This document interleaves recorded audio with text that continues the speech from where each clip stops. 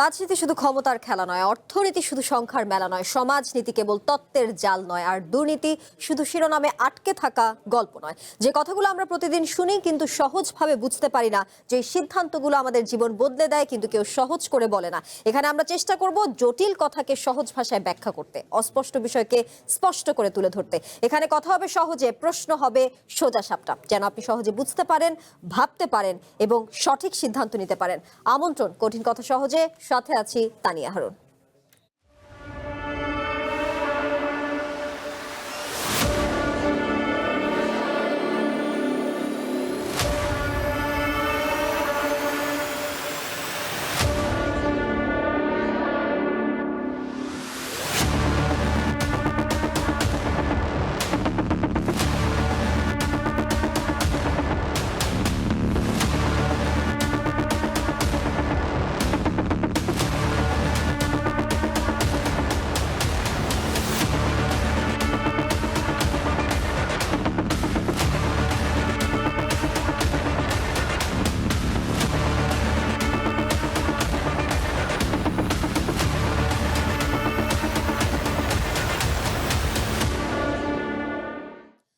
সরকারি চাকরিতে কোটা সংস্কারের দাবিতে আজকের দিনে শুরু হয়েছিল বৈষম্য বিরোধী আন্দোলন, যা পরবর্তীতে গণ আন্দোলনের রূপ নেয়। বৈষম্যহীন ও দুর্নীতিমুক্ত সমাজ গড়ার লক্ষ্যে জুলাই আন্দোলনে রাজপথে নেমেছিল লক্ষ লক্ষ মানুষ। কিন্তু অন্তর্বর্তীকালীন সরকারের ১.৫ বছরে বিভিন্ন কর্মকাণ্ডে বিতর্কিত হয়েছে জুলাই আন্দোলন। কেন জুলাই আন্দোলন বিতর্কিত হলো? যে লক্ষ্য, উদ্দেশ্য, অঙ্গীকার নিয়ে জুলাই আন্দোলন হয়েছিল, গত ২ বছরে তার কতটা পূরণ হয়েছে? জুলাই আন্দোলনের ফলে যে রাজনৈতিক পরিবর্তন, তাতে জনগণের প্রাপ্তি কি? জুলাইয়ের আকাঙ্ক্ষা, অঙ্গীকার আর বাস্তবায়ন নিয়ে আজকের কঠিন কথা সহজে। আজকে আমাদের সাথে স্টুডিওতে আছেন জ্যেষ্ঠ সাংবাদিক মোস্তফা ফিরোজ, আছেন বাংলাদেশ জামায়াতে ইসলামীর কেন্দ্রীয় নির্বাহী পরিষদের সদস্য মোহাম্মদ সেলিম উদ্দিন, এছাড়াও আমাদের সাথে কিছুক্ষণের মধ্যে যুক্ত হতে যাচ্ছেন জাতীয় নাগরিক পার্টির উত্তরাঞ্চলের মুখ্য সংগঠক সার্জিস আলম। আপনাদের দুজনকে আমন্ত্রণ জানাচ্ছি আজকের কঠিন কথা সহজের এই আয়োজনে। জানাচ্ছিলাম আজকের দিনে শুরু হয়েছে বৈষম্য বিরোধী ছাত্র আন্দোলন, যা পরবর্তীতে গণ আন্দোলনের রূপ নেয় এবং লক্ষ লক্ষ মানুষ আর রাজপথে নেমেছিল। তাদের লক্ষ্য একটাই ছিল, বৈষম্যহীন এবং দুর্নীতিমুক্ত সমাজ। আর সেই ক্ষেত্রে শুরুটা করতে চাই মোস্তফা ফিরোজ আপনাকে দিয়ে। বৈষম্যহীন এবং দুর্নীতিমুক্ত যে সমাজ গড়ার লক্ষ্য নিয়ে আমি কথা বলছিলাম, সেই লক্ষ্যে জুলাই আন্দোলনে যে এত এত মানুষ রাজপথে নেমেছিল, সেই অঙ্গীকার নিয়ে যেই আসলে লক্ষ্যটা পূরণ করার কথা, সেটি কতটা বাস্তবায়ন হয়েছে, কি বলবেন? অনেকটা বাস্তবায়ন হয়েছে, আরো ভালোভাবে বাস্তবায়ন হতে পারতো যদি আন্দোলনকারী দলগুলোর মধ্যে সমন্বয়টা ভালো থাকতো, নির্বাচনটা যদি তাড়াতাড়ি হয়ে যেত, তাহলে আমরা এই অভ্যুত্থানের পরপরই একটা অসাধারণ একটা সংসদ দেখতাম। এখন যেমন ধরেন সংসদে আমরা একটা চিত্র দেখি, শুধুই এক পাশে একটা বিএনপির, আর একদিকে হচ্ছে জামাত ইসলাম, তার মাঝে কিছু এনসিপির নেতাদেরকে দেখি। কিন্তু যদি পরপর নির্বাচনটা হয়ে যেত ৩ মাস বা ৬ মাসের মধ্যে, তাহলে আমরা ৩ ধারায় দেখতে পারতাম। যারা সত্যিকার অর্থে আন্দোলন করেছে সেই মুখগুলো আমরা দেখতে পারতাম। আরও সেখানে বিএনপির যদি সিট কমতো, জামাতের সিট কমতো, এনসিপির সিট বাড়তো, তাহলে আরও সুন্দর একটা ভারসাম্য হতো এবং একটা গণতান্ত্রিক শক্তির একটা ভালো মিশ্রণ এখানে দেখতে পারতাম। তো তারপরও আমি মনে করি যে কিছুটা ক্ষতিগ্রস্ত হয়েছে, কারণ 18 মাসে নানা তর্ক বিতর্ক, আউট অফ পার্লামেন্ট অনেক কিছু হয়েছে। সেগুলো এখন ইমপ্লিমেন্ট করতে যে সংসদে বিতর্ক হচ্ছে।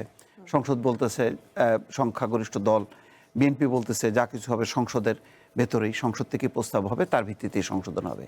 তারা আউট অফ পার্লামেন্ট কোনো কিছু মানতে চান না। আবার আউট অফ পার্লামেন্টের যারা ছিলেন তারা বলতেছেন না, ওইটাই আসল, ওইটার ভিত্তিতেই সব কিছু করতে হবে। দেখেন পরিবর্তনটা কি? পরিবর্তনটা তো মানুষ একটা ক্ষেত্র প্রস্তুত ছিল, যেটা অনেক আগে, ধরেন 1 বছর 2 বছর 3 বছর 5 বছর আগেও ক্ষেত্রটা প্রস্তুত ছিল। কিন্তু এই গণঅভ্যুত্থানের বিষয়গুলি এমন, আমি ধরেন কাছ থেকে আর একটা গণঅভ্যুত্থান দেখেছি এরশাদের। আমরা এরশাদ বিরোধী আন্দোলন করতে করতে করতে ক্লান্ত, হঠাৎ করে একটা স্প্রিংয়ের মতন হয়ে গেল, ধাম করে পড়ে গেল। এই গণঅভ্যুত্থানটা আরও ব্যাপক। এটাও কিন্তু দেখেন আন্দোলন হইতে হইতে 15 বছর, এই যে জামাতের ভাইরা বিএনপির ভাইরা তারা আন্দোলন করতে করতে করতে করতে অনেকবার ক্ষেত্র প্রস্তুত হয়েছে, কিন্তু পরে এর থেকেও কম মানে মুখগুলো, অপরিচিত মুখগুলো একটা মানে টোকা মারছে, গণ অভ্যুত্থান হয়ে গেছে এবং সাধারণ মানুষ মানে তার সমর্থনে সেই অভ্যুত্থানটা সংগঠিত হয়ে গেছে। তখন বিষয়টা কী ছিল? হাসিনার পতন। হাসিনার পতনের আগ পর্যন্ত আমরা হাসিনার পতন কেন?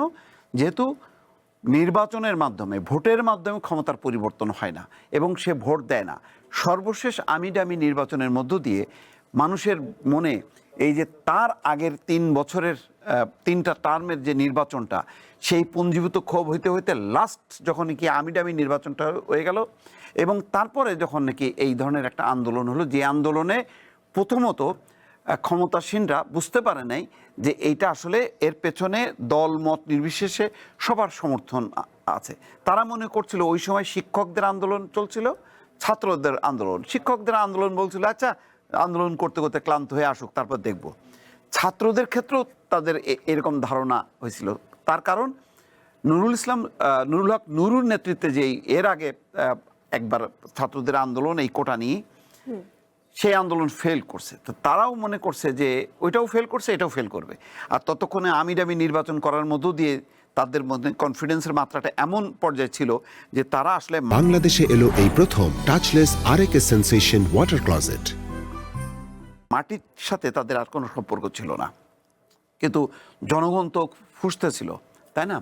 আমরা যার যার অবস্থান থেকে, কেউ মাঠে, কেউ ফেসবুকে, কেউ হচ্ছে ইউটিউবে, নানাভাবে এই মননগুলো আমরা তৈরি করছি। তারপরে তারা যোদ্ধা হিসেবে তারা সামনে লড়াই করছে। সেই লড়াইয়ে অতটা বেগ পেতে হয়নি, কারণ দলে দলে লোকজন নেমে গেছে।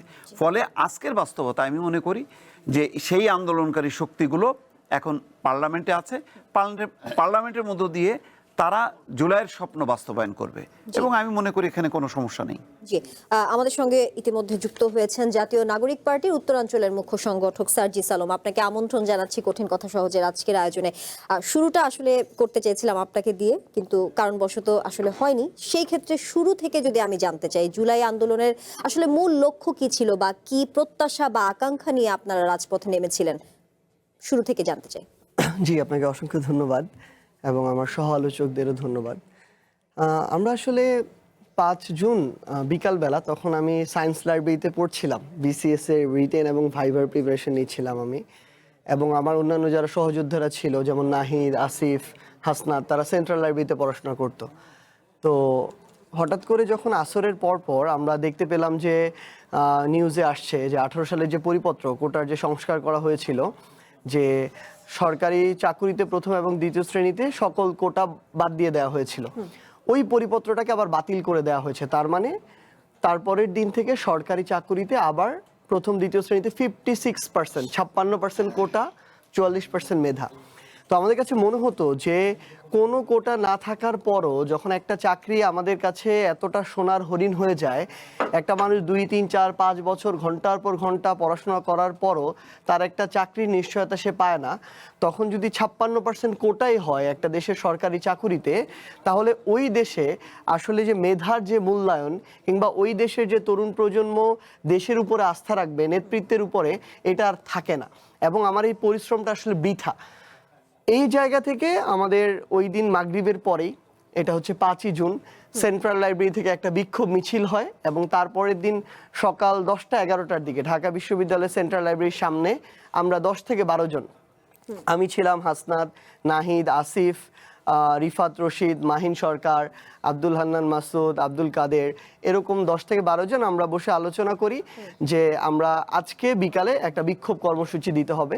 এবং সেদিন 6 জুন শহীদ মিনারে বিকাল 3টার দিকে আমাদের প্রথম বিক্ষোভ মিছিলটা হয় এবং নাম ঠিক করা হয় যে আমরা ওই দিন পরিকল্পনা করি ওই প্রোগ্রামের পরে রাতে যে আমাদের এক নামে হতে হবে প্রোগ্রামটা। এটা শুধু ঢাকা বিশ্ববিদ্যালয়ের মধ্যে থাকলে হবে না, এটা বাংলাদেশের প্রত্যেকটা বিশ্ববিদ্যালয়ের প্রত্যেকটা ক্যাম্পাসে, কলেজ লেভেলে যেতে হবে, কারণ দিন শেষে সবাইকে একদিন না একদিন চাকরিটা ফেস করতে হবে। এবং দিন শেষে আরেকটা গুরুত্বপূর্ণ বিষয় হচ্ছে, শুধু একটা ক্যাম্পাস কেন্দ্রিক আন্দোলন থাকলে এটা সরকার মেনে নিবে না। সো ওই জায়গা থেকে আমরা এরপরে কয়েকদিনের আলোচনা এটা নির্ধারণ করি যে আমাদের এক নামে আন্দোলনটা হতে হবে, যেটা ছিল বৈষম্য বিরোধী ছাত্র আন্দোলন। একই সময়ে আন্দোলনটা হতে হবে, একই বিষয়ে আন্দোলন হতে হবে, এবং এটাকে সেন্ট্রালাইজড ওয়েতে প্রত্যেকটা বিভাগীয় শহরের যে বিশ্ববিদ্যালয়গুলো সেগুলো আমাদের কানেক্ট করতে হবে। তো সেই জায়গা থেকে আন্দোলন শুরু হয়। 4 তারিখে আমরা ভেবেছিলাম, জুলাই মাসের 4 তারিখে যে রায়টা দিয়েছে যে 18 পরিপত্র বাতিল, ওইটা আবার হয়তো তুলে নেওয়া হবে কোর্ট থেকে, কিন্তু পরবর্তীতে ওইটা আবার স্টে করে দেওয়া হয়। তো অর্থাৎ আমাদেরকে একটা মানে এমন একটা সমুদ্রে ফেলে দেওয়া হয়, মানে কোর্ট দেখানো, হাইকোর্ট দেখানো আর কি, যার মধ্য দিয়ে আমরা কোনো রেজাল্ট পাবো এরকম আমাদের প্রত্যাশা ছিল না। তো আন্দোলনটা আস্তে আস্তে আরও তীব্রতর হতে থাকে। ঢাকা থেকে শুরু করে এটা বাংলাদেশের বিভিন্ন বিশ্ববিদ্যালয় প্রতিষ্ঠানগুলোতে ছড়াতে থাকে, বাংলাদেশের জেলাগুলোতে ছড়াতে থাকে।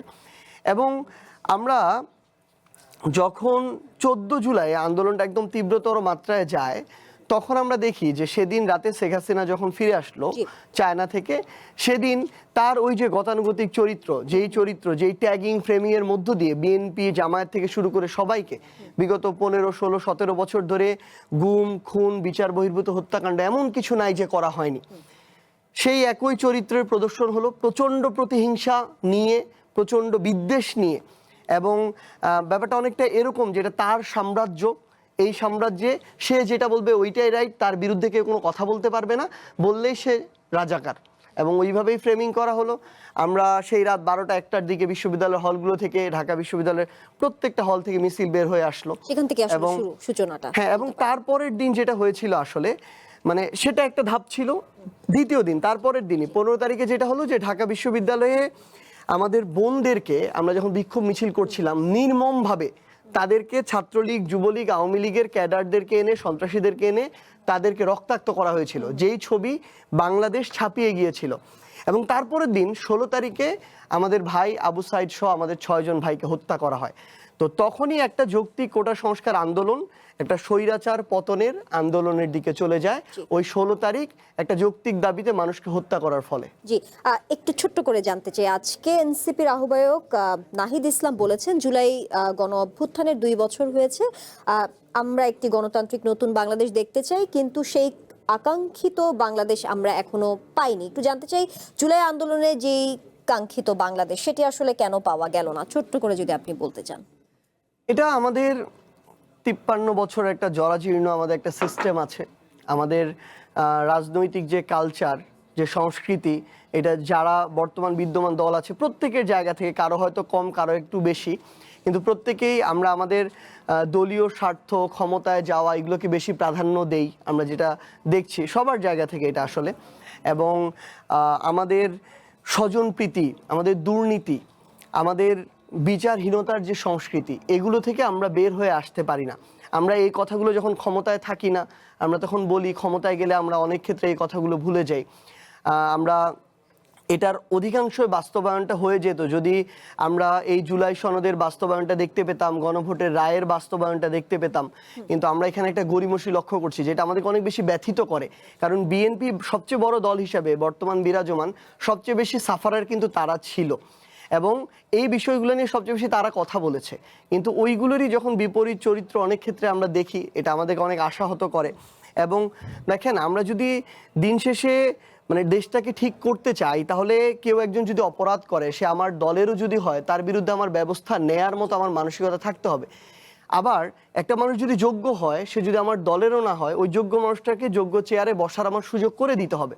কিন্তু আপনি দেখেন, আমরা বিগত 4 মাসে আমরা এই জিনিসটা একটু দেখছি। আমরা তারপরে যৌক্তিক সমালোচনা করছি, এখনো অতটা কড়া ভাষায়ও নয়, কিন্তু আমরা এই স্বজনপ্রীতিগুলো, পরিবারতন্ত্র, ওই দুর্নীতি, ওই বিভিন্ন বড় বড় প্রজেক্টে আবার নিজেদের মানুষগুলো সব কিছু ভাগাভাগি করবে, এগুলো তো আমরা দেখতে চাই না, যেগুলো আমরা আবার দেখছি। তো সামগ্রিকভাবে এই পুরো বিষয়গুলো মানে আমার কাছে মনে হয় আর কি, যে এগুলো, এটা আমাদের ওই মনস্তত্ত্ব, আমাদের রাজনৈতিক কালচার এটার জন্য অনেকাংশে দায়ী। তবে আমি এটাও আশাবাদী যে যেই পরিবর্তনটা আমরা এই 2 বছরে আশা করছিলাম, সেটা 2 বছরে আসলে বাংলাদেশের পার্সপেক্টিভে হওয়ার কথাও না। কিন্তু এটা ওই জায়গায় আছে, ব্যাপারটা এমন না, এটা সেখান থেকে ডেভেলপ করছে।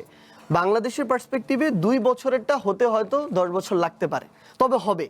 কেউ যদি আগের জায়গায় প্রত্যাশা আপনি রাখছেন, রাখছি। এবং আরেকটা লাইন বলি, কেউ যদি আগের জায়গায় ফিরিয়ে নিতে চায়, সে যেই হোক, বিএনপি হোক, জামায়াত হোক, এনসিপি হোক, আমি এটা একদম বিশ্বাস করি যে কেউ যদি আগের জায়গায় ফিরিয়ে নিতে চায় তাহলে আগামীর বাংলাদেশের রাজনীতিতে সে ধীরে ধীরে জনগণ থেকে বিচ্ছিন্ন হবে, রাজনীতিতে অপ্রাসঙ্গিক হবে। জি, মোহাম্মদ সেলিম উদ্দিন, 5 আগস্টের পর এবং অন্তর্বর্তীকালীন সরকারের সময়ে আমরা জুলাই চেতনার নামে মবের রাজত্ব কিংবা আধিপত্যবাদের যে চরম পর্যায়ে দেখেছি, এই যে ঘটনাগুলো সেগুলো জুলাই চেতনাকে কতটা ক্ষতিগ্রস্ত করছে বা করেছে বলে আপনার মনে হয়?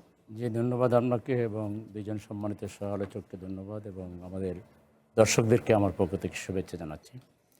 প্রথম হলো, জুলাই নিছক একটি দিন বা একটা মাসের নাম নয়, এটি আধিপত্যবাদের বিরুদ্ধে বাংলাদেশের জনগণের পক্ষ থেকে একটা স্থায়ী হুঙ্কার। কারণ আপনি জানেন যে বাংলাদেশ কিন্তু আধিপত্যবাদের কবলে চলে গিয়েছিল। এখানে কে বিচারপতি হবে, এখানে কে ডিসি হবে, এখানে কে এসপি, একজন একটা থানার ওসিও কে হবে সেটা নির্ধারণ করে দেওয়া হতো অন্য জায়গা থেকে, আধিপত্যবাদী শক্তিদের কাছ থেকে। তাদের গোয়েন্দা সংস্থা, তাদের পেড লোকজন এখানে গোটা রাজনীতি, অর্থনীতি, সমাজনীতি, পুরো দেশকে তারা গ্রাস করে ফেলিয়েছিল। আমরা হয়তো বাহ্যিক দৃষ্টিতে একটা মানচিত্র আমাদের ছিল, একটা পতাকা ছিল, একটা দেশ ছিল, কিন্তু আমাদের কথা বলার স্বাধীনতা ছিল না। কথা বললেই হয় সে রাজাকার, জঙ্গি, আর না হলে তাকে গুম করে নিয়ে আয়না করে রেখে দেওয়া হতো। হাজার হাজার লাখো লাখো বনি আদমকে টর্চার করা হয়েছিল। সুতরাং সেটা ছিল দীর্ঘদিনের আধিপত্যবাদের বিরুদ্ধে মানুষের যে ক্ষোভ, যে বিস্ফোরণ, সেটা এই জুলাইয়ের প্রথম থেকে 36শে জুলাই পর্যন্ত আমরা দেখতে পেয়েছি। এই জুলাই আমাদের স্বাধীনতার সার্বভৌমত্বকে সুরক্ষিত করেছে।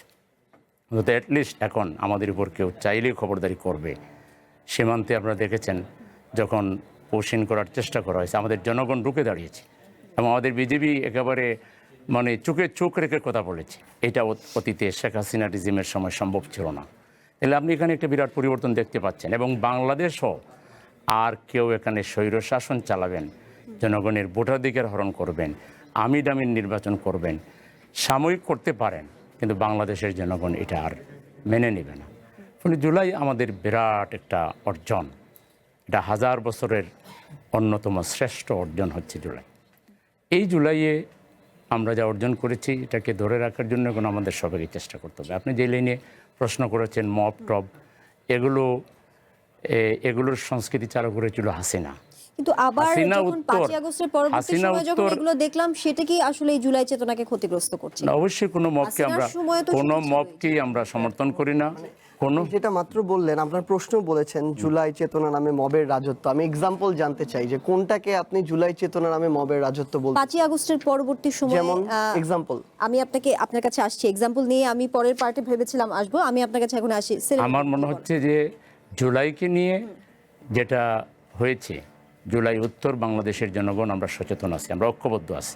এখানে যদি একটা ব্যত্যয় যদি হয়ে থাকে, বড় ব্যত্যয়, যেটা বর্তমান শাসক গোষ্ঠী করেছে, যে ঐক্যটা আমাদের মধ্যে হয়েছিল তৃণমূল থেকে জাতীয় পর্যায় পর্যন্ত, এটা একটা নজিরবিহীন ঐক্য।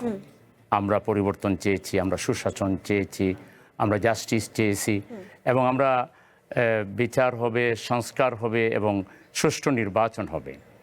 এই জায়গায় জুলাই এসে কিছুটা আঘাতপ্রাপ্ত হয়েছে যে আমাদের যে নির্বাচনটা হয়েছে, এই নির্বাচনকে আমরা প্রশ্নের ঊর্ধ্বে রাখতে পারছি না। এখানে বহুপক্ষীয় যোগসাজশের মাধ্যমে নির্বাচনকে কলঙ্কিত করার চেষ্টা করা হয়েছে, যা অপ্রত্যাশিত ছিল। এটা জুলাইয়ের চেতনার সাথে যায় না। 2 নম্বর হলো, এতেও আমরা মেনে নিয়েছি, কিন্তু যে কথাটা ছিল যে শপথ নেওয়া হবে, এমপি হিসেবে শপথ দিবেন তারা, আবার জুলাই সংস্কার পরিষদের শপথ দেবেন। শাসক গোষ্ঠী এবং তাদের মিত্ররা এই শপথ না নিয়ে জুলাইকে দারুণভাবে বিভাজিত করেছেন, কলঙ্কিত করেছেন, ক্ষতিগ্রস্ত করেছেন। কিন্তু শাসক গোষ্ঠীটা করলেও জুলাইকে কেউ ক্ষতি করতে পারবে না, কারণ জুলাই যারা করেছিলেন এটা দেশের কোনো বিশেষ রাজনৈতিক একটা বা 2টা 3টা দল নয়, একটা শিশু থেকে একজন বৃদ্ধ পর্যন্ত, আবার বৃদ্ধ বনিতা মিলে, স্কুলের ছাত্র, কলেজের ছাত্র, মাদ্রাসার শিক্ষক, আবার বৃদ্ধ বনিতা মিলে যে জুলাই আমরা করেছি, এই জুলাইকে আমরা কলঙ্কিত চূড়ান্তভাবে হতে দিব না। এই জুলাইয়ের চেতনাকে আমরা ধ্বংস হতে দিব না। এই জুলাই হচ্ছে আমাদের স্বাধীনতা সার্বভৌমত্বের আগামী দিনের রক্ষা কবচ বলে আমরা মনে করি। সুতরাং সেই দিকেই দেশ এগিয়ে যাবে। এর বিপরীতে যেই দাঁড়াবে, সেটা বিএনপি হোক আর যেই হোক না কেন, কেউ জনগণের স্রোতের বিপরীতে গিয়ে, চেতনার বিপরীতে গিয়ে টিকে থাকতে পারবে না। জি সার্জিস আলম, আমরা যে আলোচনায় ছিলাম মবের রাজত্ব যেটা নিয়ে কথা বলছিলাম, এই যে জাদুঘর বা বিভিন্ন স্থাপনা ভাঙচুর, কোথায় কোথায় বিভিন্ন স্থাপনা আমরা নওগাঁও একটা, আমার যতদূর মনে পড়ে একটি গণমাধ্যমের একটি প্রতিবেদন আমি পড়ছিলাম, সেটি বেশ কিছুদিন আগে। তখন আমি দেখেছি বিভিন্ন স্থাপনা বা বিভিন্ন ধরুন আমরা যে জাদুঘরগুলো দেখেছি, যে জাদুঘর আসলে মুক্তিযুদ্ধের কিছু ঐতিহ্য বহন করে, সেখানে জুলাইয়ের চেতনার নামে আমি নট নেসেসারিলি বলছি যে ছাত্র জনতার সেই সময়কার হয়তো তাদের যে আকাঙ্ক্ষা সেটির একটি প্রতিফলন বলতে পারেন, তো সেগুলো আসলে কেন, আমি ওটাই আসলে ওকে, স্পেসিফিক্যালি আমি আপনাকে বলছিলাম। বলি। জি শুনুন, আপনার ব্যাপারটা যে জায়গা থেকে চিন্তা করতে হবে, প্রথমত অন্তর্বর্তীকালীন সরকারের সময় এমন অনেক কিছু ছিল যে জিনিসটা আমরা যেভাবে প্রত্যাশা করেছিলাম, মানে যারা এই জুলাই একসাথে অভ্যুত্থান বাংলাদেশে এলো এই প্রথম টাচলেস আরএকে সেন্সেশন ওয়াটার ক্লজেট। ঠান্ডা করেছিল যে আকাঙ্ক্ষা থেকে ওই অনুযায়ী আমরা পাইনি, এটাও ট্রু। এবং এই কারণে হয়তো যতটা আমাদের এখান থেকে সংস্কার দরকার ছিল, প্রত্যাশা ছিল বাংলাদেশের, অতটুকু পর্যন্ত আমরা পৌঁছাতে পারিনি। কিন্তু এই অন্তর্বর্তীকালীন সরকারকে 1.5 বছরে প্রায় 400 আন্দোলন ফেস করতে হয়েছে। প্রায় 100 দিনের বেশি সময় শাহবাগের মতো ঢাকা শহরের সেন্টারকে ব্লক করে রাখা হয়েছিল। বিএনপি সরকার তো 4 মাস ধরে সরকারে আছে, একদিনের জন্য আপনি বন্ধ দেখেছেন? দেখেন নাই। তাহলে প্রত্যেকটা মানুষ তখন ওই অন্তর্বর্তীকালীন সরকারকে মনে করতো তার সরকার, কারণ ওই মানুষগুলো ওই অভ্যুত্থানে সরাসরি অংশগ্রহণ করেছে এবং প্রত্যেকটা মানুষ তার অধিকার নিয়ে রাজপথে নেমে গিয়েছিল, কারণ ততটুকু তার সাহসও এসেছিল। এখন আপনি যে ভাঙারগুলো কথা বলছেন, আমরা যে ভিডিওগুলোতে দেখেছি যে শেখ মুজিবুর রহমানের মানে মুরাল যেটা, এগুলো ভাঙা হয়েছে, কারণ এই ব্যক্তি শেখ মুজিবুর রহমান তার 1971 সালের পূর্ব পর্যন্ত তার অবদান আমরা নির্দ্বিধায় স্বীকার করি। একটু শেষ করে আমি জি জি, তো এটা নিয়ে কোনো সমস্যা নেই, কিন্তু সমস্যাটা যে জায়গায় যে বিগত 16-17 বছরে 2009 সালের পর থেকে অন্তত আওয়ামী লীগ তাদের জায়গা থেকে ব্যক্তি শেখ মুজিবুর রহমানকে সামনে রেখে এই ধরনের বাংলাদেশের রাজনীতির গুরুত্বপূর্ণ একটা চরিত্র, ইতিহাসের একটা গুরুত্বপূর্ণ চরিত্রকে যতভাবে অ্যাবিউজ করা যায় করেছে। শেখ হাসিনা নিজে স্বৈরাচার হয়েছে, মানুষের গণতান্ত্রিক ভোটাধিকার কেড়ে নিয়েছে, দেশ থেকে গণতন্ত্রের সে একদম দাফন করে দিয়েছে। বিএনপি জামায়াতের মতো রাজনৈতিক যে দলগুলো, সেই দলগুলোকে রাজনৈতিক দল হিসেবে ফাংশন করতে দেয় নাই। হাজার হাজার কোটি টাকা অর্থ পাচার করেছে, মানুষকে খুন করেছে, গুম করেছে, হাজার হাজার মিথ্যা মামলা দিয়েছে। এই আমরা বিএনপির ভাইরা বলেন, জামাতের ভাইরা বলেন, অসংখ্য মানুষকে বিচার বহির্ভূত হত্যাকাণ্ডের মধ্য দিয়ে নিয়ে গেছে। যখন আওয়ামী লীগ এত কাজ করেছে, সবসময় সামনে শেখ মুজিবুর রহমানকে রেখে করেছে। তার মানে ওই মানুষটার উপরে, এই শেখ হাসিনার উপরে যতটা ক্ষোভ, শেখ হাসিনা যখন শেখ মুজিবুর রহমানকে এভাবে অ্যাবিউজ করে, শেখ মুজিবুর রহমানের উপরে এই ক্ষোভটা যায়। এবং আপনি দেখবেন পুরো দেশের বিভিন্ন জেলায়, উপজেলায়, প্রত্যেকটা জায়গায়, ইভেন একটা, আমি শেষ করি, একটা গণশৌচাগারেরও যখন নাম হয়, তার সামনে শেখ মুজিবুর রহমানের নাম, শেখ রাসেলের নাম, শেখ রেহানের নাম, শেখ হাসিনার নাম, এগুলো দিতে হয়েছে। মানে এমন একটা অবস্থার মধ্যে দিয়ে গিয়েছে। তো সেই জায়গা থেকে মানুষের ক্ষোভের বহিঃপ্রকাশে এগুলো হয়েছে। এখন আপনি একটা জিনিস আবার চিন্তা করেন যে আপনি একটা নর্মাল প্রসেসের মধ্য দিয়ে, সরকারটা কিন্তু পরিবর্তন হয় নাই। এই সরকার পরিবর্তন হয়েছে এবং ক্ষমতায় টিকে থাকার জন্য সে এর আগে 1400 মানুষকে খুন করেছে। তাহলে যেই মানুষগুলোকে খুন করলো, ওই মানুষের পরিবারগুলো যদি তাদের যে মানে ভিতরের যে ক্ষোভ, এটার বহিঃপ্রকাশ ঘটায়, তাহলে এর চেয়ে অনেক বেশি কিছু হওয়ার কথা ছিল। পৃথিবীর ইতিহাসে আপনি গণ অভ্যুত্থানগুলো একটু যাচাই করবেন, দেখবেন গণ অভ্যুত্থানের পরের দিন 20-20-50 হাজার মানুষ নাই হয়ে গিয়েছে। বাংলাদেশে 10 জন নাই হয়। সেটা তো পর্যালোচনা করলামই সার্জিস আলম, কিন্তু আপনি যেমন তথ্য উপাত্ত জিজ্ঞেস করছিলেন, আমি আপনাকে জাদুঘরের একটি উদাহরণ দিলাম। সেক্ষেত্রে আবার হিউম্যান রাইটস সাপোর্ট সোসাইটির তথ্য অনুযায়ী 2024 সালের সেপ্টেম্বর থেকে 2026 সালের জানুয়ারি পর্যন্ত, অর্থাৎ বিএনপি সরকার গঠনের আগে ফেব্রুয়ারি নির্বাচনের আগ পর্যন্ত এই 17 মাসে সারা দেশে 413টি গণপিটুনি বা মব সন্ত্রাসের ঘটনা ঘটেছে। নিহত হয়েছেন 259 জন। আবার 17 মাসে সংখ্যালঘু সম্প্রদায়ের উপর কমপক্ষে 56টি হামলার ঘটনায় নিহত আছে, আহত আছে, এবং 17টি মন্দির, 63টি প্রতিমা, 65টি বসত বাড়িতে হামলা ও ভাঙচুরের ঘটনা ঘটেছে। জমি দখলের মতো 6টি ঘটনা ঘটেছে। আমি আরো কি এক্সাম্পল দিই? আমি এবার আপনাকে এটার উত্তর দেই। শুধু আপনি বললেন 17 মাসে জমি দখলের 6টা ঘটনা ঘটছে। জমি দখল কেন, আপনি বাকিগুলো হ্যাঁ, আমি প্রত্যেকটাই বলতেছি। জি, বিএনপির তাহলে শুরু থেকে বিগত আসেন, 4 গণপিটুনিটা মাসে জমি দখলের 7টা না 7,000 না এর চেয়েও বেশি ঘটনা ঘটছে। আপনি বললেন 200-র বেশি হত্যাকাণ্ড হয়েছে বিগত 4 মাসে। কিছুদিন আগে টিআইবি একটা রিপোর্ট দিল 600 হত্যাকাণ্ড হয়েছে। এবং আপনি 24-এর কথা বলতেছেন, আপনি 23-এ যান, এক বছরে 3000 খুনের ঘটনা আছে। আপনি 22-এ যান, এক বছরে 2500-এর বেশি খুনের ঘটনা আছে।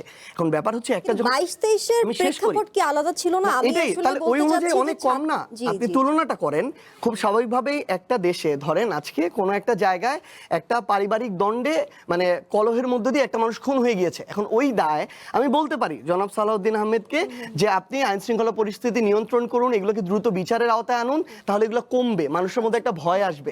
কিন্তু এখন ওই মানুষটা কেন মারা গেল এটার জবাবদিহিতা সালাউদ্দিন আহমেদ করতে পারবে না, কারণ তিনি মানে জীবনও এটা জানতেই পারেন না যে কোনো একটা বাংলাদেশের উপজেলায় কিভাবে একটা পারিবারিক কলহে একটা মানুষ হত্যা হয়ে গেল।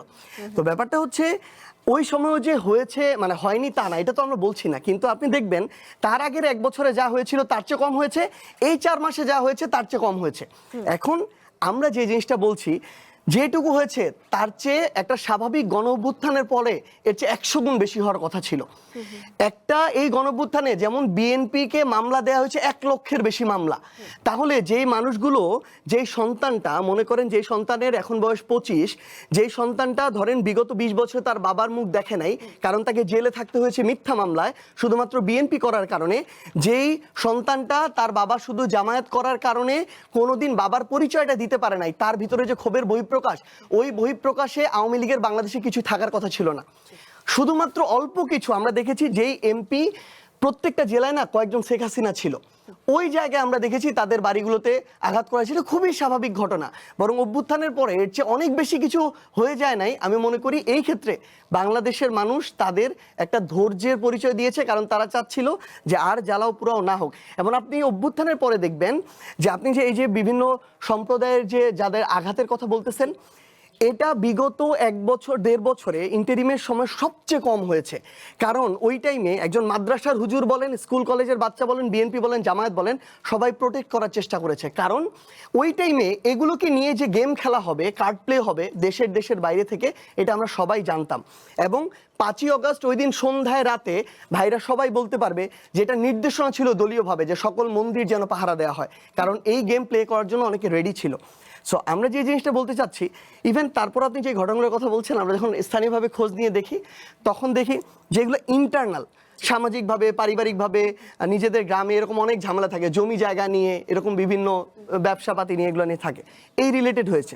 তো এখন ফ্যাক্টটা হচ্ছে কি আসলে আমরা বিভিন্ন টার্ম যেমন হচ্ছে এই যে জুলাই চেতনা নামে মবের রাজত্ব, এই টার্মগুলা ওই ধরনের আমাদের সামনে কিছু না আসার পরেও আমরা শুধুমাত্র এগুলো কোত্থেকে আসছে টার্মগুলো, আওয়ামী লীগের হাজার হাজার কোটি টাকা লুটপাট করা টাকাগুলো এখন এগুলোর পিছনে ইনভেস্ট হচ্ছে। কিভাবে জুলাইয়ের গুরুত্বপূর্ণ শব্দগুলোকে প্রশ্নবিদ্ধ করা যায়, কিভাবে তাদের শব্দগুলো আমাদের উপরে চাপিয়ে দেওয়া যায়, যেমন ধরেন মবের রাজত্ব, ধরেন জুলাই চেতনা, এগুলো করার মধ্য দিয়ে তারা যদি ওই জুলাই সংশ্লিষ্ট মানুষগুলোকে, শব্দগুলোকে, আকাঙ্ক্ষাগুলোকে ডিলেজিটিমাইজ করতে পারে তাহলে তারা ফিরে আসতে পারবে। কিন্তু যতদিন আমি আবু সাইদের কথা মানুষের মনে রাখতে পারবো, মুগ্ধের কথা রাখতে পারবো, ততদিন আওয়ামী লীগ ফিরে আসতে পারবে না। সো তারা এই প্রোপাগান্ডাগুলো ছড়াচ্ছে, আমরা যেন এগুলো হজম না করি। আর এখানে একটু যোগ করতে চাই, আওয়ামী লীগের নেতৃবৃন্দ বলেছিল যে তারা ক্ষমতা থেকে নামলে একদিনে লক্ষাধিক লোক মারা যাবে। তা আপনি ওখানে কয়টা লোক মারা গেছে? তাহলে এখানে পজিটিভ রাজনৈতিক দলগুলোর এই যে সার্জিস ভাই যেগুলো বলল, সেটাকে হাইলাইটস না করে আপনি ওই ওদের টার্মের আলোকে যে এখানে মব রাজত্ব এটা সেটা, আমার মনে হয় এটা প্রাসঙ্গিক না এবং এটা জাস্টিস হয় না। যেটা হইলো যে ওটা অলরেডি পাস এবং এটা ঘটেছে ইন্টারিম গভর্নমেন্টের আমলে, তার আগ আর তার পরের মিলাইলে এটা কোনো ঘটনাই ছিল না। বরং ওই সময় রাজনৈতিক দলগুলো যে দায়িত্বশীলতার পরিচয় দিয়েছে, জামাত এবং অন্যান্য সবাই রাজনৈতিক দলগুলো, এইটার জন্য বরং আপনাদের প্রশ্ন করা দরকার যে আপনারা কিভাবে এত ধৈর্য ধরলেন, এত কোন, এত আয়নাগর, এত নির্যাতনের পরে আপনারা যখন সুযোগ পেলেন কোনো বিচার না করে আপনারা জাতিকে কিভাবে পিস দিলেন, এই প্রশ্নটা করা উচিত ছিল, এই প্রশ্নটা সামনে আনা দরকার। মব রাজত্ব বইলা ওই হাসিনার যে বয়ান, হাসিনা পন্থীদের যে বয়ান, আমি আপনাকে বলি, এগুলো আমার মনে হয় আপনাদের উচিত হলো ভবিষ্যৎমুখী কথা বলা, অতীতমুখী বেশি কথা তো বলবোই, সেটা কিভাবে সামনে আমরা আগাইতে পারি এটা নিয়ে কথা। আমার প্রশ্নটা ছিল জুলাই চেতনার নামে মবের রাজত্ব এবং আধিপত্যবাদের যে চরম পর্যায়ে সেই সময় আমরা দেখেছি, যেমনটা সার্জিস আলম বললেন যে তখন আওয়ামী লীগের সমর্থকরা রেডি ছিল এই মবের বিষয়ে, যে রাজত্ব যেই ট্যাগটা আসছে বারবার, সেই কারণে ট্যাগটা এসেছে, উনি পরিষ্কার করেছেন। কিন্তু আমি এটা প্রাসঙ্গিক কি অপ্রাসঙ্গিক সেটা আপনারা ক্লিয়ার করবেন, আমি এখানে বলার কেউ না। আলোচনায় আবার ফিরবো, একটি বিরতি নিয়ে ফিরছি। সময় হলো ছোট্ট একটি বিরতি, সঙ্গেই থাকুন।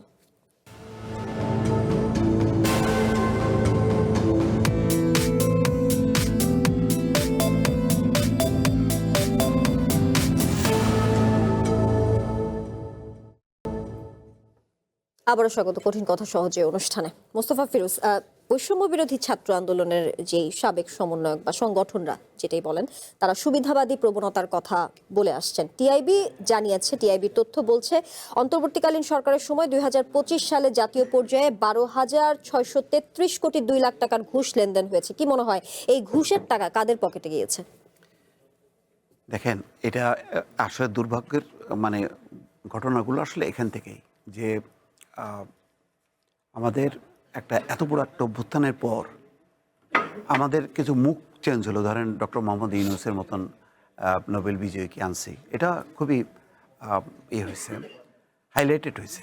কিন্তু মানে রাজনীতিকরা বা ক্যাবিনেট বলি, এটা তো উপরি কাঠামো, নিচের টোটাল আমলাতন্ত্রটার যে যন্ত্রটা শুধু 15 বছর না, এর আগেও যেভাবে পরিপুষ্ট হয়েছে, আপনি বসার সাথে সাথে সমস্ত একে গ্রাস করে ফেলছে ঘুষ, দুর্নীতি, লুটপাটে। এবং দেখেন না, মানে এমন এমন ঘটনা ঘটছে যে স্টুডেন্টদের মধ্যে মানে কোটি টাকার নিচে যেন তারা চিন্তাই করতে পারে না।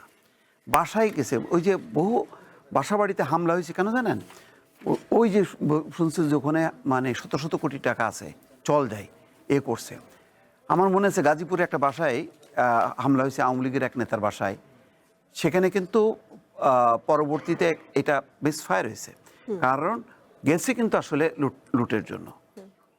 এরকম কিছু বিচ্ছিন্ন ঘটনা ঘটছে। এটা তো আমরা ধরেন কিছু জানি, কিন্তু সামগ্রিকভাবে যেটা হয়েছে পুরো ওই মানে আমলাতন্ত্রের উপর আপনার ইয়ে হয়েছে। আপনার কী হারে নিয়োগ বদলি হয়েছে জানেন আজকে এই সকালে বিকালে। এবং কোনো ছাত্ররা এই সংস্থাপন মন্ত্রণালয়ে যে এই কাজগুলো করছে, তখন ধরেন বড় বড় টেন্ডার হয়নি, হয়নি, কিন্তু ওই যে নিয়োগ বদলি দিয়ে হয়েছে এবং ওই আমলাতন্ত্র কিন্তু তখনই গ্রাস করে ফেলছে।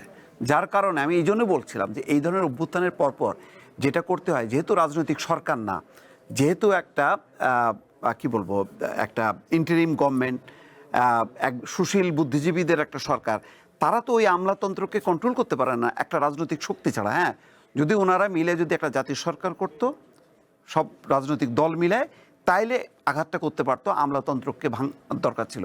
কিন্তু ওই আমলাতন্ত্র কিন্তু রয়ে গেছে। আপনি দেখেন 18 মাসে একটা মন্ত্রণালয় থেকে বলছে কিনা কোনো মন্ত্রণালয় যে এই মন্ত্রণালয় এত কোটি টাকা দুর্নীতি হয়েছে? কোনো আপনি ইতিহাস পাবেন না। একটা মন্ত্রণালয় শ্বেতপত্র বের করতে পারছে? লম্বা লম্বা কথা বলে লাভ আছে? বরং বিচারপতি শাহাবুদ্দিন এসে যতটা স্বল্প মেয়াদে যতটা পরিবর্তন করছে, গণমাধ্যমকে যেভাবে মুক্তি দিচ্ছে, কিছু মডেল স্থাপন করতে পারছে, আপনি 18 মাসে সেরকম পাবেন না, বলা যাবে না। আপনি দেখেন, আমি আজকে দেখছিলাম একটা এতে, আজারবাইজান একটা জলবায়ু সম্মেলনে 89 জনকে নিয়ে উনি গেছেন। আপনি আর কি করবেন? শেখ হাসিনা দুর্নীতি করছে, সে তো দুর্নীতিবাজী সরকার, একটা ফ্যাসিস্ট সরকার, সে তো প্লেন বহর করে নিয়ে গেছে। কিন্তু আজারবাইজানে কি জন্য 89 জনকে নিয়ে যাইতে হবে? আপনি আমার ব্যাখ্যা দেন তো। আর তারেক রহমানের প্রয়োজন পড়ে না? সবচেয়ে গুরুত্বপূর্ণ মালয়েশিয়া এবং চীন, যেখানে 26 জন এবং 27 জনকে নিয়ে গেছে। তারপরে আমেরিকায় গেল, শতাধিক একে বিমান করে নিয়ে গেছে, তার মধ্যে আবার রাজনৈতিক দলের নেতারা। কি মানে কি কারণে? তার কাজ এটা, তার কাজ হচ্ছে সুশীলা কার্কির মতন আগে এসে কিভাবে সুষ্ঠু ভালো নির্বাচন দেবে। এবং গণঅভ্যুত্থানের যারা, আমি এই জন্য বলি তো, আমি যে বললাম না এর আগে যে পার্লামেন্টের দিকে তাকে আমি একটু হতাশ হই, কারণ সেখানে আমি গণঅভ্যুত্থানের এই যে নেতা যারা, সেই তরুণদের একটা দেখি না, চকচকে আমি চেহারা দেখি না, যে যারা সামনের দিনে গণতান্ত্রিক বাংলাদেশের ঝান্ডা নিয়ে উড়াবে। আমি দেখি যে জামাতের মধ্যে বিন্দু বিন্দু কিছু আছে, এছাড়া আমি দেখি না। ব্যর্থতা এখানেই। এবং এইটা রচনা হয়েছে ওই যে দেরিতে নির্বাচন দেয়া, ওই যে বলা হয়েছে না, আগে সংস্কার, আগে বিচার, তারপরে কেন রাজনৈতিক দলগুলো বিচার হচ্ছে না? এখন কি বিচার হচ্ছে না? হাসনুল হক ইনুর বিচার হয়নি? এটা রাজনৈতিক সরকারের অধীনে হয়নি? এইসব কারণে এই যে আজকে ধাক্কাধাক্কিটা কেন, বা আমরা এই যে আপনি যেই সাবজেক্টটা নিয়ে আসছেন, এই সাবজেক্টটাই আসতো না যদি 6 মাসের মধ্যে নির্বাচনটা হয়তো। আমি নিশ্চিত যে পার্লামেন্টে একটা ভারসাম্যমূলক আমরা প্রতিনিধিত্ব দেখতাম আন্দোলনকারী শক্তিকে। সেটা না দেখতে পেয়ে গণমাধ্যম কর্মী হিসেবে আমি হতাশ। এবং এই ক্ষেত্রে চরম ফেলিওর হয়েছে ডক্টর মোহাম্মদ ইউনূস। সুশীলা কার্কি যেটা বুঝতে পারছে সেনেপালে, তার কাছে গেছিল না, ছাত্ররা বলছে না বাবা এটা আমি বুঝি না, এটা পার্লামেন্ট করবে, এইটা আমার কাজ না, পার্লামেন্টে যে তোমরা এটা করো। হয়েছে আজকে বালান শাহ সেখানকার প্রধানমন্ত্রী, তরুণদের প্রতিনিধি। কিন্তু আমার এখানে কি হলো? ছাত্র তরুণদেরকে ঢুকাই দিল সরকারের মধ্যে, প্রশাসনের মধ্যে, এবং আমলাতন্ত্র পেয়ে বসলো।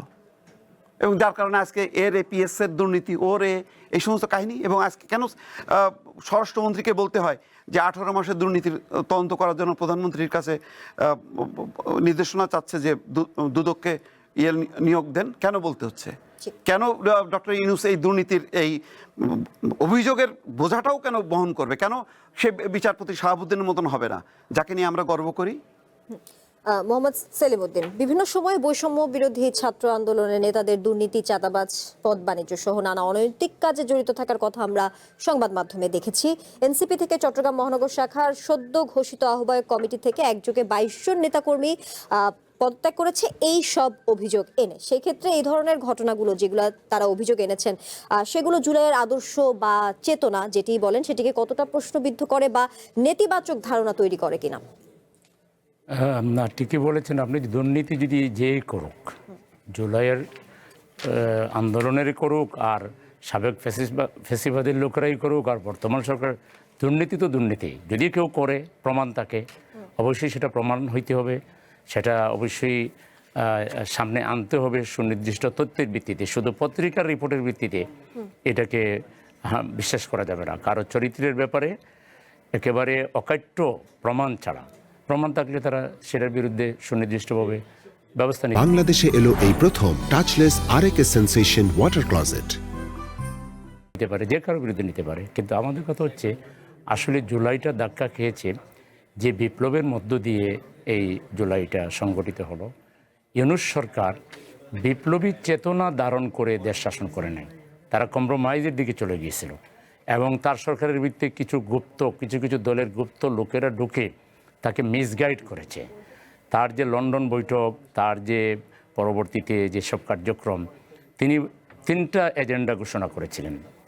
একটা হলো বিচার, সংস্কার, নির্বাচন। তো তিনি বিচারটা তো কমপ্লিট করতে পারেন নাই। এটা বিচারটাকে আরও বেশি ট্রাইব্যুনাল গঠন করে দ্রুততম সময়ের মধ্যে বিচার আরও দৃশ্যমান করা দরকার ছিল। তিনি সংস্কারটা টোটালি পারেন নাই। সংস্কারের নামে কতগুলো নাটক করেছেন। সবাইকে নিয়ে দিনের পর দিন আমরা পার্লামেন্টের ভবনে, এলইডি ভবনে খাওয়া দাওয়া, আমিও কয়েকবার গিয়েছিলাম, খাওয়া দাওয়া করেছি, সব ঐক্যমত হয়েছি, কিন্তু উনি বাস্তবায়ন করে যান নাই কেন? উনি হানা ভোট কেন ভোটের দিন একই জাতীয় সংসদ নির্বাচনের দিন এনে দিয়েছেন। ওনার সবচেয়ে বড় ব্যর্থতা যদি হয় ইউনূসের, তাহলে এটাই ওনার ব্যর্থতা। উনি বুঝতে পারেন নাই তার সরকারের ভিতরে কিছু লোক ঢুকে পলিটিক্যাল, যারা চায় না এই জুলাইটা পুরোপুরি কার্যকরী হোক, তারা কিন্তু সরকারকে মিসগাইড করেছে। এবং সরকার আসলে এক পর্যায়ে অসহায় হয়ে পড়েছিল। নানা আন্দোলন সংগ্রাম, মনে হয় পৃথিবীতে ইউনূস সাহেবের সময় যত দাবি দেওয়ার জন্য মানুষ, মানে বাংলাদেশে আর কোনো দাবি বাকি থাকে না, সব ওই সময় পূরণ করার জন্য সবাই নেমে গিয়েছিল। আসলে তাকে স্বস্তিতে কাজও করতে দেওয়া হয় নাই। কেউ কেউ চাইছেনও যে সে তাড়াতাড়ি বিদায় নিক এবং ওনারা তাড়াতাড়ি ক্ষমতায় আসুক। এই কারণে কিছু অঘটন, কিছু এলোমেলো যদি হয়ে থাকে, সেটা ওই ইন্টারিম সময়ের এই বিষয়গুলোকে এখন কে জাজমেন্ট করবে? এটা তো ওই সরকার বিদায় নিয়ে চলে গেছে। এখন যদি কারো কাছে কোনো অকাট্য প্রমাণ থাকে, সুনির্দিষ্ট প্রমাণের ভিত্তিতে কথা বললে সেটা তো বলতেই পারে। কিন্তু আমার জানা মতে এরকম কোনো সুনির্দিষ্ট তথ্য আজ পর্যন্ত ওই পত্রিকার কতগুলো রিপোর্ট ছাড়া, এটা নিয়ে কোনো তদন্ত কমিটি করা বা এটা নিয়ে কোনো বাস্তব কোনো চিত্র, সংসদেও 2-1 বার আলোচনা হয়েছে। যেমন জুলাই যোদ্ধা এমপি আমাদের কে যেন কুমিল্লার হাসনাতের ব্যাপারে প্রশ্ন, সে বলছে যদি একটা সিঙ্গেল কেউ যদি প্রমাণ দিতে পারে আমি পদত্যাগ করে চলে যাব। তাহলে শুধু অভিযোগ আনলেই তো হবে না, অভিযোগের সুনির্দিষ্ট প্রমাণ থাকতে হবে। দিনাজপুরে চাঁদাবাজির মামলায় এনসিপির এক স্থানীয় নেতা সহ 2 জনকে কারাগারে পাঠানোর আদেশ দিয়েছে আদালত। জি, কবেকার এটা তারিখটা বলতে পারবো না, মনে হয় 21শে ফেব্রুয়ারির কথা বলছি, সরকার দায়িত্ব গ্রহণের পরে। আচ্ছা, এরপরে শত শত কোটি টাকার দুর্নীতির অভিযোগের প্রেক্ষিতে সাবেক স্থানীয় সরকার ও ক্রীড়া উপদেষ্টা আসিফ মাহমুদ সজীবের সাবেক সহকারী একান্ত সচিব মোহাম্মদ মোয়াজ্জেম হোসেনের দেশ ত্যাগে নিষেধাজ্ঞা দিয়েছে আদালত।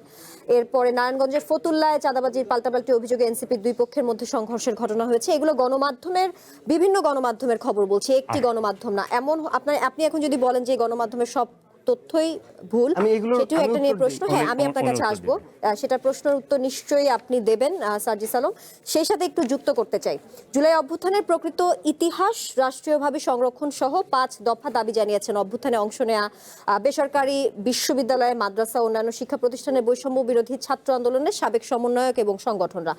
তাদের কিছু দাবি দেওয়া নিয়ে আপনার কাছে প্রশ্ন রাখবো। সেই সাথে প্রশ্ন রাখবো আপনার মোস্তফা ফিরোজ যেমনটা বলেছেন যে ব্যর্থতা নিয়ে, সংসদের ব্যর্থতা নিয়ে তিনি কথা বলছেন, এটা উত্তর কি দিবেন? একটি বিরতি নিয়ে ফিরছি। কঠিন কথা সহজে অনুষ্ঠানের এই পর্যায়ে একটি বিরতি নিচ্ছি, সঙ্গে থাকুন।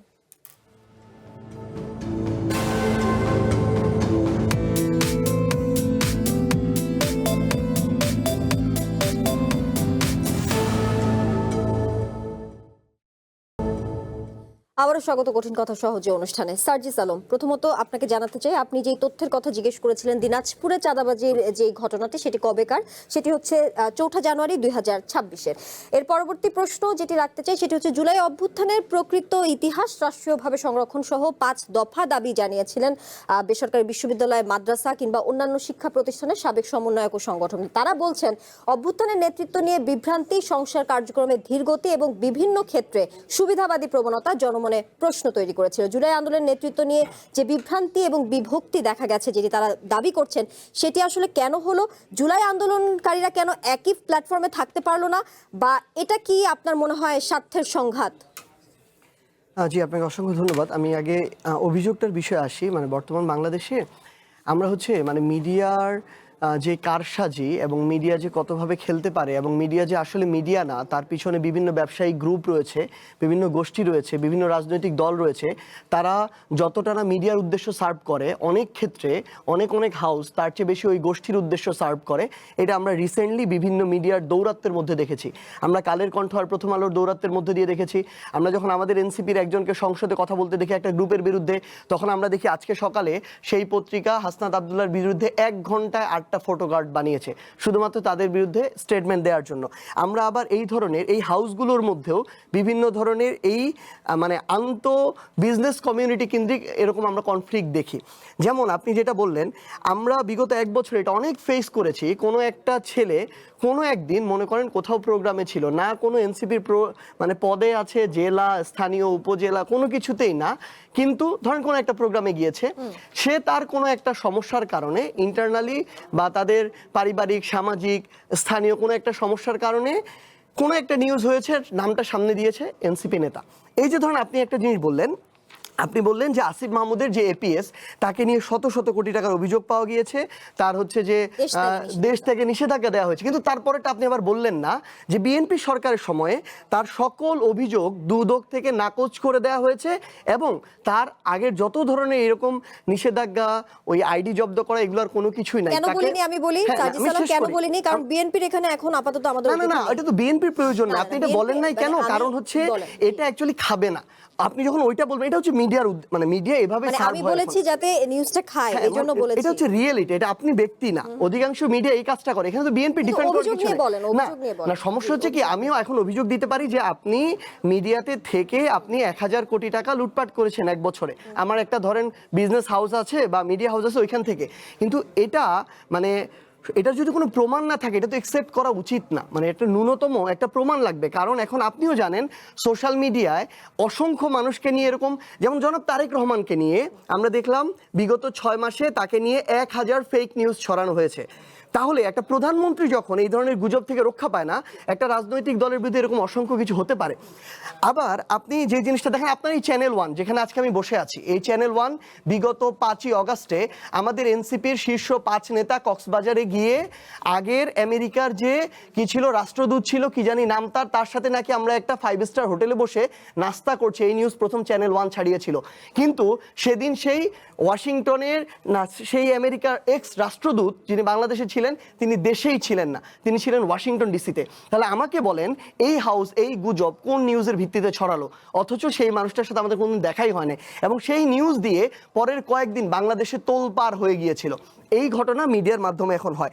এবং আমরা যে জিনিসটা দেখেছি, এখন আওয়ামী লীগের সময় আওয়ামী লীগ মিডিয়া কন্ট্রোল করতো, শুধুমাত্র এই অন্তর্বর্তীকালীন সরকারের সময় এবং পার হতে না হতেই প্রত্যেকটা হাউসের এই হেড অফ নিউজ বলেন, হেড অফ মাল্টিমিডিয়া বলেন, সম্পাদক বলেন, এখন এগুলো বিএনপির সম্পাদক দেওয়া শুরু করেছে। তো এভাবে যদি আমাদের যারা রিপোর্টার পর্যায়ে রয়েছে তারা অনেক চেষ্টা করে নিউজটা যেন আসে, সত্যিটা যেন আসে, কিন্তু কোনো একটা নিউজ ধরেন ক্ষমতাসীন দলের বিপক্ষে গিয়েছে, ওই head of news, head of multimedia ওই নিউজ এসে আটকে দেয়, ওই নিউজ আর প্রকাশ হতে দেয় না। তাহলে আমরা এই মিডিয়া হাউসের কথায় এতটা শুধুমাত্র একটা অভিযোগের উপরে আস্থা রাখা যায় না।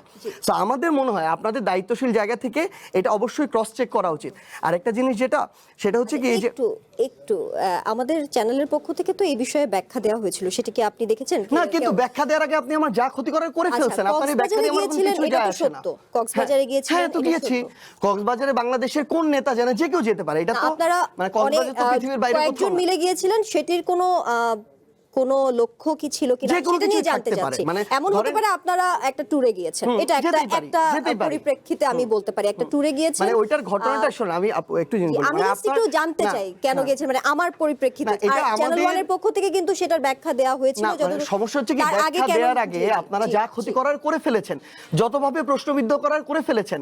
আপনারা আমেরিকার সাথে আমাদের আলাদা, আমরা একটা ইন্টারনালি গোপন চুক্তি করছি, এবং সেই চুক্তি আটকানোর জন্য বিএনপির কয়েকশো নেতাকর্মী হোটেলের সামনে এসে বিক্ষোভ করছে, মানে এই অবস্থা পর্যন্ত গিয়েছিল। সো আমরা কিসের মধ্যে দিয়ে গেছি এটা তো আমরা জানি, কিন্তু পরবর্তীতে একটা স্টেটমেন্ট দিয়ে ওটা তো আপনি আমাকে আর ফিরিয়ে দিতে পারেন নাই। এখন ব্যাপারটা হচ্ছে কি, আসলে ধরেন এখন আপনি প্রত্যেকটা জায়গায় দেখবেন যে এই ধরনের মিডিয়ার অন্যরকম আরেকটা আয়নাবাজি চলছে, এটা থেকে আমাদের আসলে মুক্তি দরকার। আমি এরকম প্রত্যেকটা হাউসের কথাই বলছি, এইভাবে প্রভাবিত করা হচ্ছে। এবং আপনি আরেকটা যেটা বললেন যে টিআইবি থেকে একটা রিপোর্ট প্রকাশ করেছে অন্তর্বর্তীকালীন সরকারের সময় 12,000 কোটি টাকা দুর্নীতির। আমি আজকে এখানে বলছি, একজন আন্দোলনকারী হিসেবে বলেন, এনসিপির একজন প্রতিনিধি হিসেবে বলেন, এটার তদন্ত করা হোক। এটার সাথে সংশ্লিষ্ট বিএনপি বর্তমানে সরকার আছে, তারা তদন্ত করবে। সংশ্লিষ্ট যেই থাকুক না কেন, যেই দলের হোক, যেই সরকারের হোক, তাদের বিরুদ্ধে ব্যবস্থা নেওয়া হোক, এটা কিন্তু কোনো সমস্যা নেই।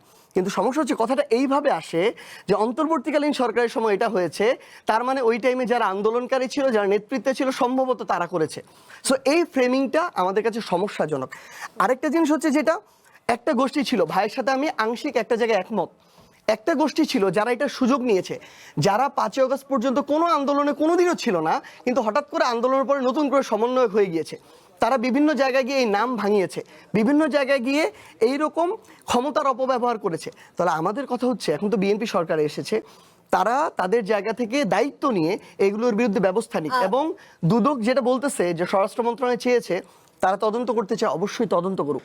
তদন্ত করে যার বিরুদ্ধে যা ব্যবস্থা নেওয়া দরকার সেই ব্যবস্থা নিয়ে আমাদের কোনো সমস্যা নেই। তবে ভাইয়ের সাথে দ্বিমত করি দুইটা জায়গায়। একটা হচ্ছে বিচারের ইস্যুতে, একটা গণভোটে 70% মানুষ এই সংস্কারের গণভোটের পক্ষে ভোট দেওয়ার পরে, জুলাই সনদের পক্ষে ভোট দেওয়ার পরে বিএনপি যখন এগুলো বাস্তবায়ন করছে না, তখন গণভোট যদি না হতো, জুলাই সনদ যদি না হতো, সংস্কারগুলো যদি বাংলাদেশের মানুষের সামনে না আসতো, আমরা মনে করি এখন বিএনপি যতটুকু করছে চাপে পড়ে, এটা না হলে বিএনপি 3 মাস 6 মাস পর নির্বাচন হলে তাও করতো না। আমাদের কাছে এনসিপির আরো 20টা সিট বেশি প্রয়োজন না, আমাদের কাছে বাংলাদেশে এই সংস্কারগুলো প্রয়োজন। জি, সেই ক্ষেত্রে আরেকটু জানাতে চাই যে চ্যানেল ওয়ানের যে নিউজের কথা বলছিলেন, সেটা তো পত্রপত্রিকা টেলিভিশনেও এসেছিল, সেটা আপনাদের রেফারেন্সে, বাকি পরে সব আমাদের রেফারেন্সে ছিল। এটা কি আপনি একদম সুনিশ্চিতভাবে বলতে পারেন? আমি এইজন্য আপনাদের চ্যানেল এগেইনস্টে পরে একটা বক্তব্য দিয়েছিলাম, আরো করা হবে। এটার ব্যাখ্যা কি যে সুনিশ্চিতভাবে আমাদের এখান থেকে রেফারেন্স গিয়েছে? মানে যেহেতু আপনি সবসময় সোর্স জিজ্ঞেস করেন, আমিও একটু সোর্স জিজ্ঞেস করছি। মানে প্রথম যেটা ফটো কার্ড, প্রথম যেটা গিয়েছে এটা এখান থেকে গিয়েছে, এবং এরপরে এটাকে রেফারেন্স ধরে বাকি সবগুলোতে গিয়েছিল। জি, না, এটা আসলে একটা জিনিস আমি শুধু অ্যাড করি এখানে। ব্যাপারটা হচ্ছে কি, ধরেন দুই একটা জায়গায় মানে ভুল হতেই পারে, কিন্তু যখন একটা গুরুত্বপূর্ণ মিডিয়া হাউস হয়, তাদেরকে আরো এটা দায়িত্ব নিতে হবে। কারণটা হচ্ছে, ওইটার মধ্য দিয়ে আমরা যতটা ক্ষতির মধ্য দিয়ে গিয়েছি ওই সময়টাতে, এটা আপনারা পরে যতই সংশোধন করে দেন, আমরা কিন্তু ওটা থেকে বের হতে পারবো না। সো আমরা যেটুকু চাই আসলে যে প্রত্যেকটা, সেক্ষেত্রে দল থেকে যে শোকজের ঘটনা, হ্যাঁ, কারণ এই যে মানে যখন দেখেন একটা নিউজ যখন এরকম হয়, বাকি সবগুলো হাউস যখন ওটাকে রেফারেন্স হিসেবে নিউজ করে, তখন দলও তো তাদের জায়গায় বিব্রত করে একটা অবস্থায় পড়ে যায়। মনে হয় না আপনাদেরও একটু এই বিষয়ে, প্রথমত যেহেতু আপনারা এখন একটি দল, আপনার রাজনৈতিকভাবে দল, আপনাদেরও, আমরা তাহলে কোথাও যেতে পারবো না? অবশ্যই যেতে পারবেন, ট্যুর হিসেবে যেতে পারবেন, কিন্তু তার আগে একটা নির্দিষ্ট থাকে না, একটা লক্ষ্য থাকে, বা সেই ক্ষেত্রে যেমন কোথা থেকে কোনো রাজনৈতিক দল যেখানে যায়, সেখানে আমরা আগে থেকে নিউজ পাই বা রাজনৈতিক দল তো যায় নাই, ব্যক্তি গেছে। ব্যক্তি ধরেন আপনারা ভাই কয়েকজন যদি মিলে গেছিলেন, পরিবার আমি সেটাই সহ, বললাম, ভাই একটা যদি tour পরিবার হতে সহ পারে, কক্সবাজার সেটা যায়, উনি কি জি। এটা জানায় যাবে মিডিয়াকে? এটা কেমন কথা? তখন এটা- স্বাক্ষর জুলাই সনদের স্বাক্ষরের সময় ছিল, তো সেই ক্ষেত্রে আসলে কি ভাববে? এটা কেমন কথা? না, ওটা বোধহয় আরেকটা না, ঘটনা। আমি বলছি ওটা যে- আরেকটা ঘটনা। না, ওই সময় আমি ওই সুনির্দিষ্ট কারণটা জিজ্ঞেস করছি। জি, না, ওটা আরেকটা ছিল, আর এটা আরেকটা না। না না না না না, এটা জুলাই সনদের সময় না, এটা হচ্ছে তার ওই সময় আশেপাশের সময় ছিল না, যতটা আমি যদি 5ই ভুল আগস্ট না করে গত বছর। থাকি, সেই কারণে। না, এটা আসলে ব্যাপারটা কি, যাই হোক, যেটা চলে গেছে গেছে, মানে আমরা যেটা, এটা শুধু চ্যানেল ওয়ানের কথা আমরা বলতেছি না, কিন্তু আপনি আমরা তো এরকম বলেই দিলেন চ্যানেল 1 শুরু হ্যাঁ, করলো, এটা তো তো সেই ক্ষেত্রে true, আপনারা এটা true। আমরা যদি একটি মত প্রকাশ করি, সেই ক্ষেত্রে আপনি যদি সেখানে আমাদের আপনি তো উপর দায় মিথ্যা মত চাপান। প্রকাশ করতে পারেন মিথ্যা না। মত প্রকাশ, আপনি আমাদের বলছেন শুনেন- আমাদের রেফারেন্স টেনে বাকি হ্যাঁ, সংবাদ হ্যাঁ, বলে, এটাই এটার true। সূত্রটা কোথায়? এটা তো true। এটা সূত্র, মানে আমি সোর্স জানতে চাচ্ছি, আপনি যেমন আমাকে সোর্স অনেকগুলো আজকে জানতে চাইলেন, আমি সোর্সটা জানতে চাচ্ছি। প্রথম গিয়েছে এবং পরবর্তীতে, তাহলে আপনার দুঃখ প্রকাশ কেন করছেন বলেন? আপনার যদি আমরা এটা তো না, আপনার আমাদের দুঃখ প্রকাশ এখানে কেন করছিলেন পাবলিশ officially? হয়েছিল দেখে দুঃখ প্রকাশ করেছি, হ্যাঁ, সেটা এটাই, বললাম। মানে কিন্তু প্রথম আপনি যে হয়েছিল বলছেন এখান আমাদের থেকে। রেফারেন্স ধরে বাকি সংবাদ মাধ্যমগুলো কেন, আমরা আমাদের রেফারেন্স ধরেই কেন হবে, এটাই আমি সোর্সটা জানতে চাচ্ছিলাম আর কি, মানে আর বল- কোনো কারণ না। জি, আবারও আলোচনা নিশ্চয়ই চলবে। এই মুহূর্তে আমাদেরকে শেষ করতে হচ্ছে, এখানেই শেষ করছি আজকের কঠিন কথা সহজে। ধন্যবাদ সবাইকে।